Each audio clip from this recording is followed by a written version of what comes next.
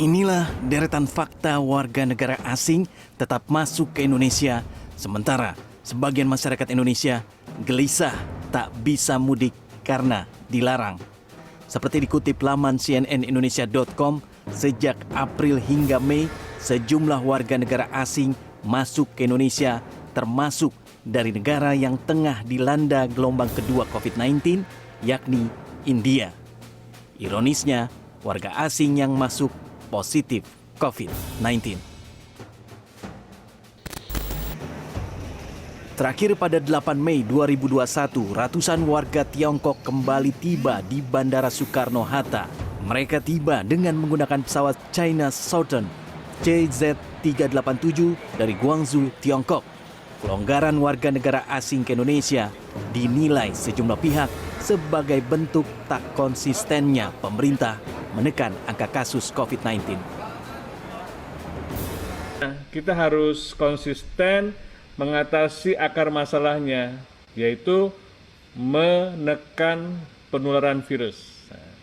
Kalau itu virus bisa kita atasi, maka manusia bisa melakukan aktivitas lebih normal, lebih bisa berinteraksi, dan pemulihan ekonomi dan kegiatan kemasyarakatan lainnya bisa menjadi lebih longgar. Nah, ini nggak terjadi sampai sekarang. Sementara itu, dikonfirmasi perihal warga asing yang masuk ke Indonesia, Kasatgas Bandara Soekarno-Hatta, Kolonel Teksunu Eko Prasetyo mengungkapkan, seluruh warga asing yang masuk ke Indonesia sudah sesuai aturan. Bagi para pelaku perjalanan dari luar negeri, baik warga asing maupun warga Indonesia yang tiba di Bandara Soekarno-Hatta sudah melewati sejumlah tahap mekanisme protokol kesehatan, mulai dari pengisian kartu kesehatan, pengecekan suhu tubuh, menunjukkan surat keterangan kesehatan negatif PCR bebas COVID dari negara asal, serta pendataan dokumen persyaratan lainnya. Mereka juga diminta melakukan karantina selama 5 hari. Selama ini WNA tidak dilarang, artinya yang dilarang adalah berpariwisata atau berpergian ke Indonesia. Jadi untuk WNA yang datang di Indonesia memang sudah diatur dengan ketentuan-ketentuan yang sudah ditetapkan di SE 8 ataupun SE 13.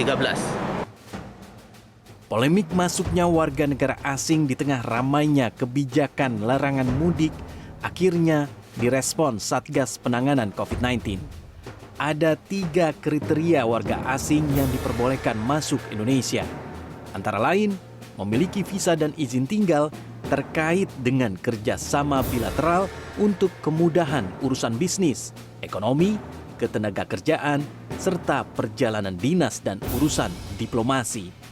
Meski sejumlah aturan mengizinkan warga asing masuk Indonesia, mereka wajib menjalani pemeriksaan COVID-19 berlapis seperti 2 kali tes swab PCR dan karantina. Tim Liputan CNN Indonesia.